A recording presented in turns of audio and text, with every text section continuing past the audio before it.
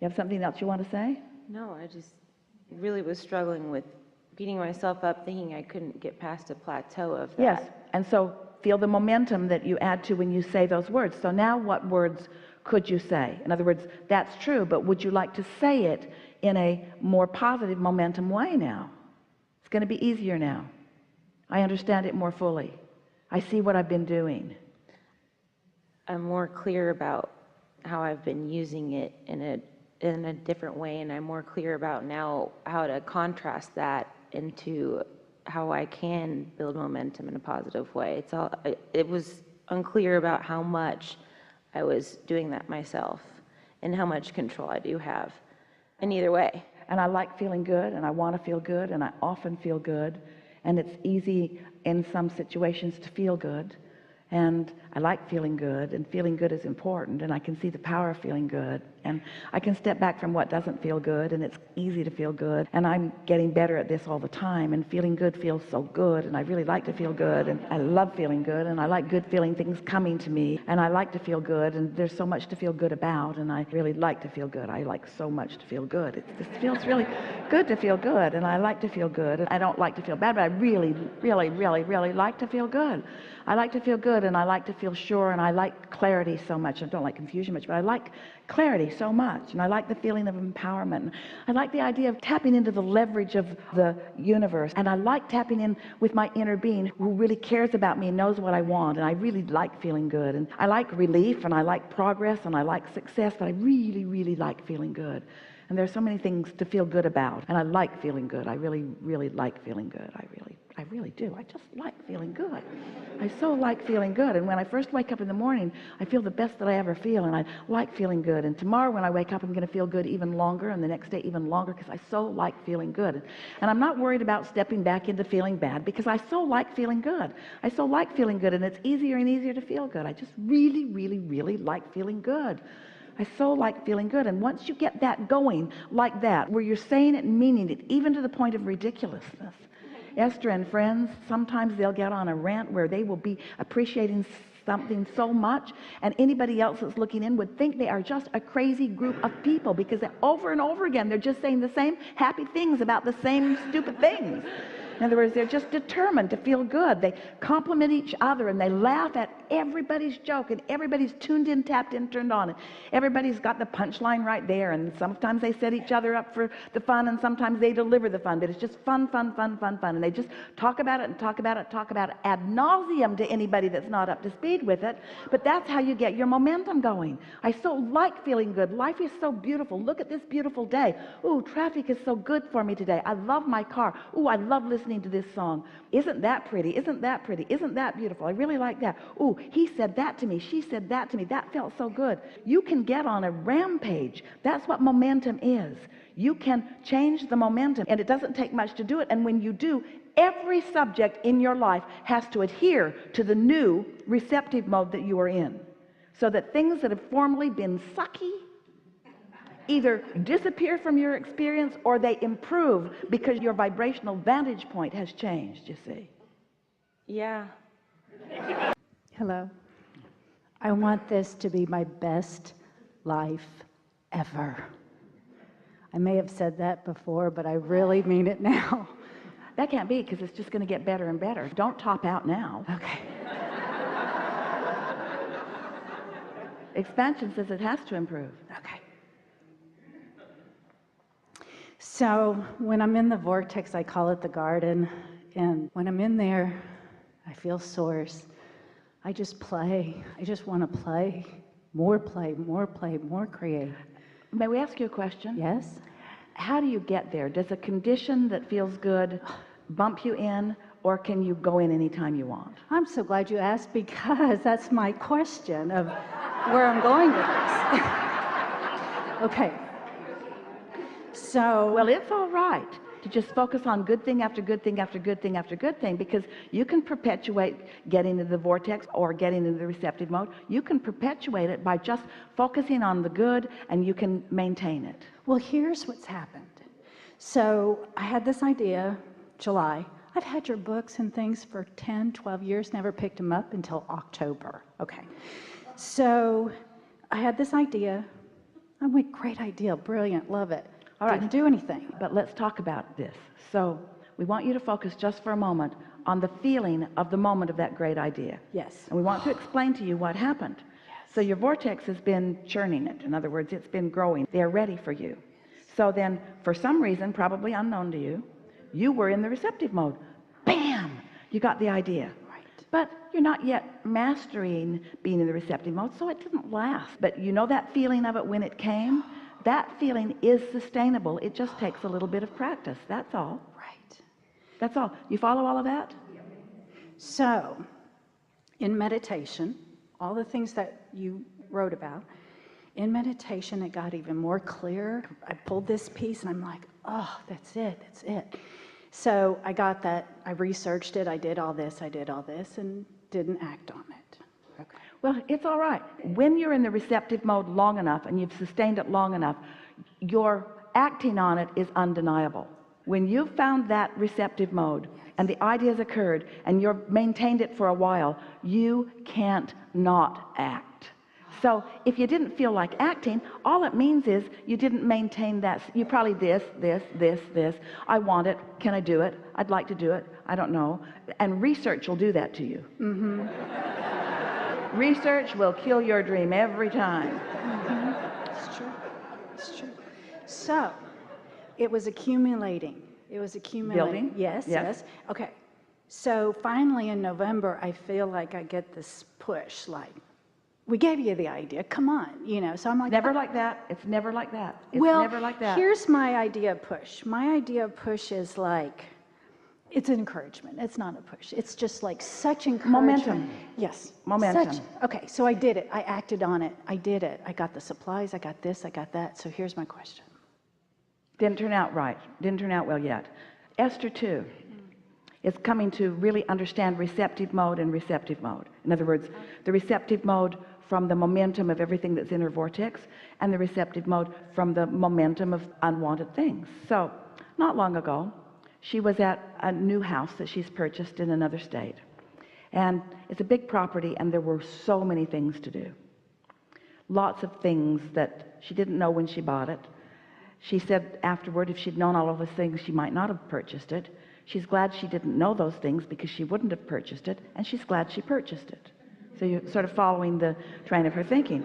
So now it's time for her to leave. It's time for her to get on the road. There are a series of events, and she needs to be in another place to do those events. So it's time for her to leave, and there was no one standing there to supervise what was ongoing. So she was feeling shortage of time, shortage of spreading herself too thin. She was in the receptive mode of overwhelmment. And from that receptive mode, she got a great idea. A man walked in who had been working there, and he presented himself and said, I was wondering if you need someone to kind of stick around and oversee some things. And Esther thought, well, this is guidance from heaven. This is really a good idea. And so she said, let me think about it. She thought about it for a very brief period of time and said, yes, let's do this. Turned out to not be a good idea at all. Not even close to a good idea. A rather terrible idea, which perfectly matched how she was feeling. She was overwhelmed. She was overextended.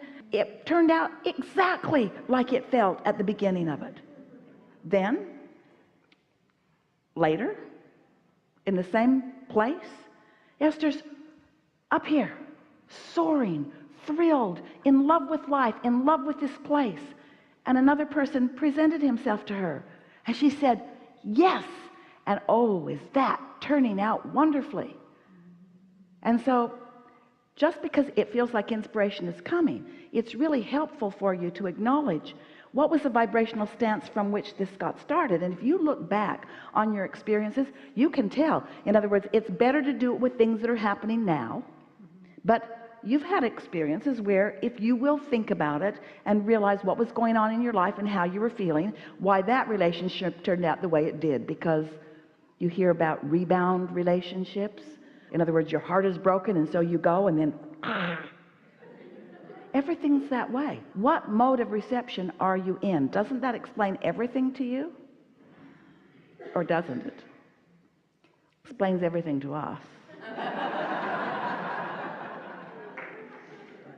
So when the idea came, it was like downstreaming, it was live streaming, it was... Doesn't mean it wasn't a good idea. When something seemed like a good idea and then later it doesn't turn out so good, if you're sure that you were here, that it was flowing, all it means is, you know what buyer's remorse often is? Buyer's remorse is not that what you bought was the wrong thing for you to buy. It just means you're not in the same vibrational place you were when you decided to buy it. All it indicates is a fluctuation in your vibration or in your attention. You can return to that. So here's what happened. So I felt so good about it. I did align. I absolutely aligned with it. I absolutely loved it. I work as a counselor. I help people. It was in alignment with what I do. And I said, this is good. And going back to that question, it was, so how do you help people feel joy? How do you help people get into the garden, into the vortex?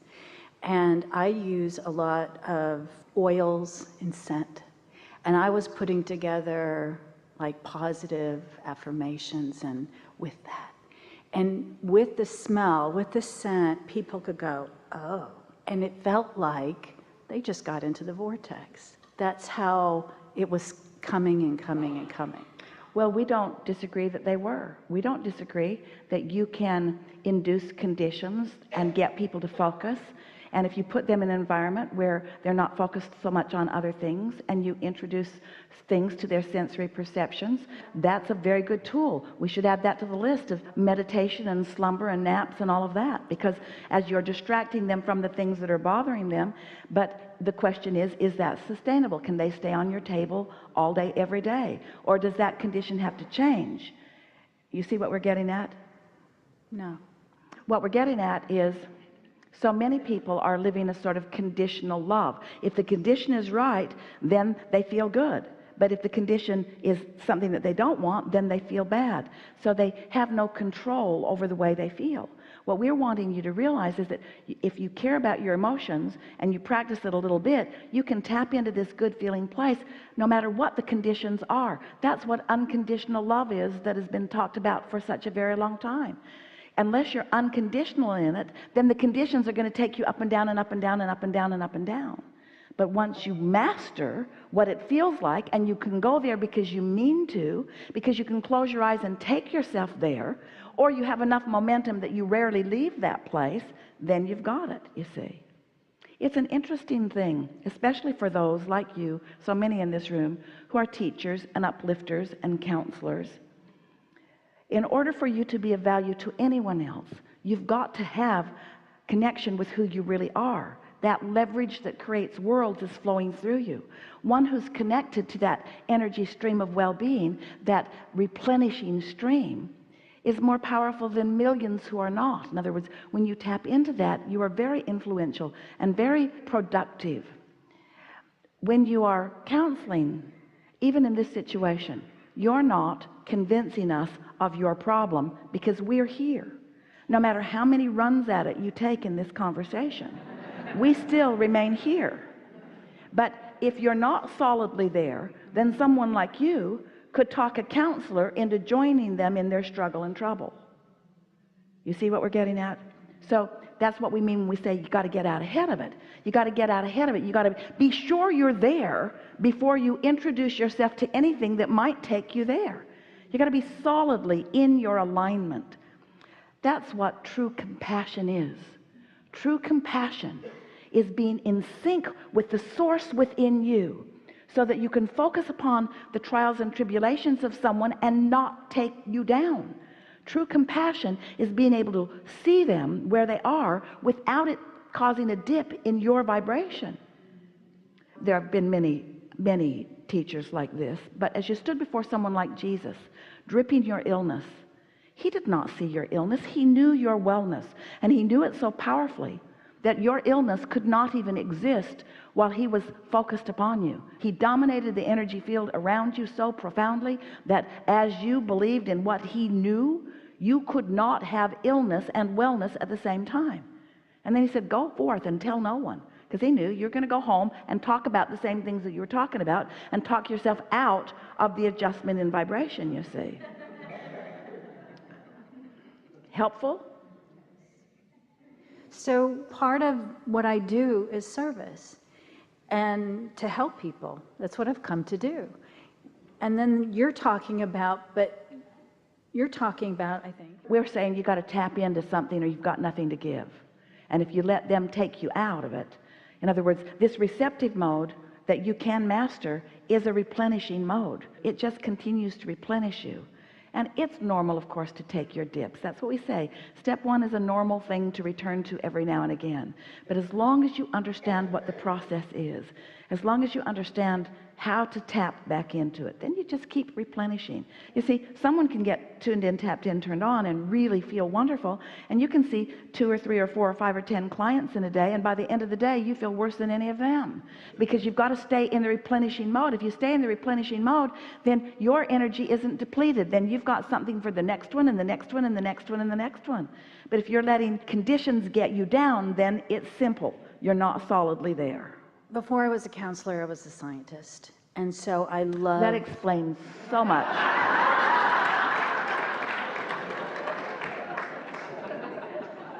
Thank you. So we're going to talk about this briefly here. So you're in the receptive mode and the idea comes. Now, Jerry was going to write a book and now we're writing it with him and for him, with Esther, turning thoughts to things. So here's this vortex that has all of these vibrations in it that are turning to thoughts. And when you're in the receptive mode, you receive the idea. And as you stay in the receptive mode, then another idea and another idea and another idea and another idea as these thoughts turns to things. And that's just this delicious process of thoughts turning to things, thoughts turning to things. And so as you understand that it's thoughts turning to things, the other day a woman said, I want $100,000 because I want to travel. And she saw the $100,000 as the beginning of her travel. And we explained to her, oh, the travel started long before.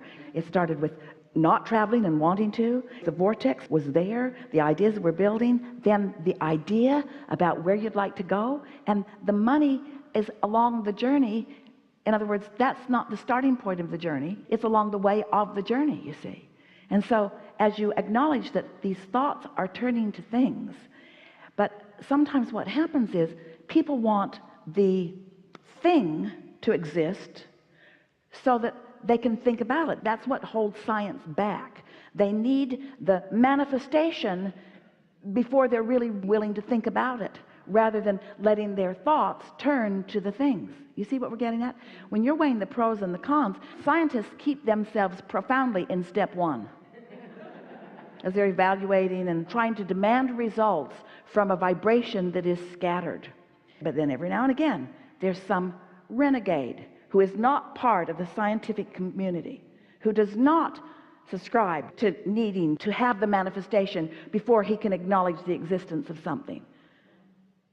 A scientist very rarely acknowledges the existence in the vortex, so he's not listening for the inspiration from the vortex. He wants all the proof out there. Isn't that good to know? So your scientific background serves you in that you are really good at focusing, but it doesn't serve you in that you weigh the pros and the cons and the pluses and the minuses, and that's why you didn't, in your example, sustain your vision. But you will now. You now know what to do. Helpful? Really helpful to this discussion. Helpful?